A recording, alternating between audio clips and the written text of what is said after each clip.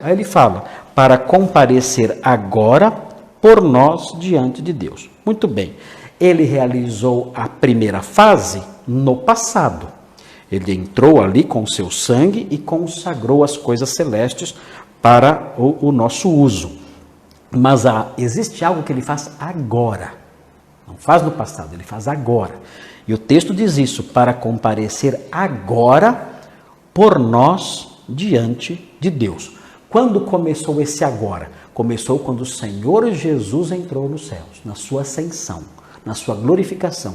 Ele começou uma fase do seu ministério que perdura até hoje. Perdurava nos dias do autor de Hebreus. Ele fala, para comparecer agora por nós. Essa fase da obra de Cristo perdurava nos dias do autor de Hebreus e perdura até hoje. O Senhor Jesus ainda comparece por nós, significa em nosso favor diante de Deus.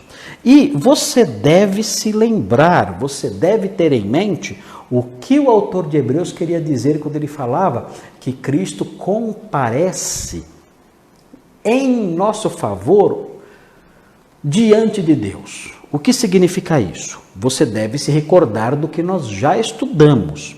Você deve se recordar do capítulo 7, por exemplo, versículo 25, que nós já estudamos há vários meses atrás. O que Jesus faz no céu por nós? Veja o 7,25. 7,25. Veja o que diz aí. Fala assim, por isso também pode salvar totalmente os que por ele, Cristo, por meio de Cristo, se chegam a Deus. E aí termina dizendo, vivendo sempre, ou seja, até hoje, vivendo sempre para interceder por eles. Então, o que Cristo está fazendo agora no céu, de acordo com o autor de Hebreus? Ele está intercedendo em nosso favor.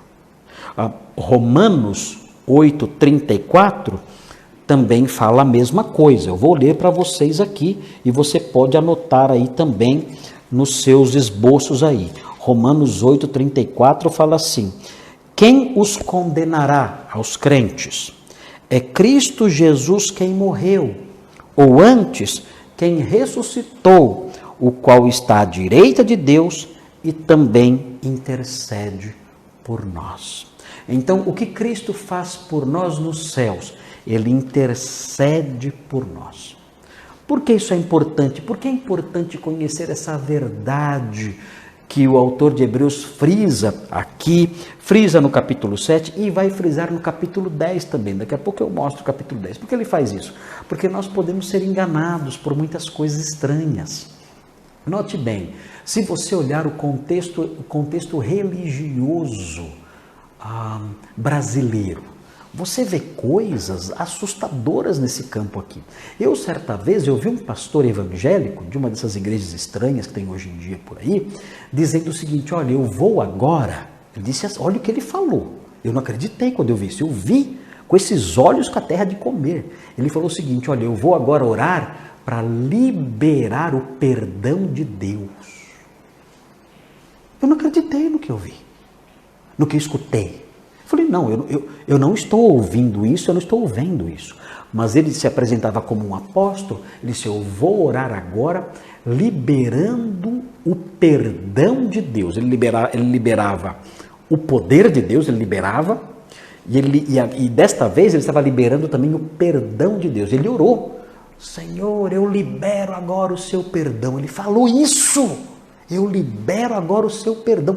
Ou seja, ele se colocou como um intercessor, um mediador, na verdade, intercessor todo mundo pode ser, mas ele se colocou como um mediador entre Deus e os homens, possibilitando que as pessoas recebessem o perdão de Deus por meio da liberação dele.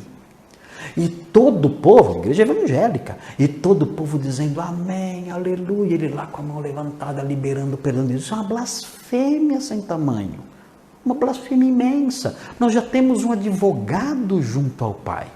que já realizou toda a obra. Eu não preciso de um outro mediador para liberar o perdão de Deus para mim, não. O Senhor Jesus já liberou o perdão de Deus por nós.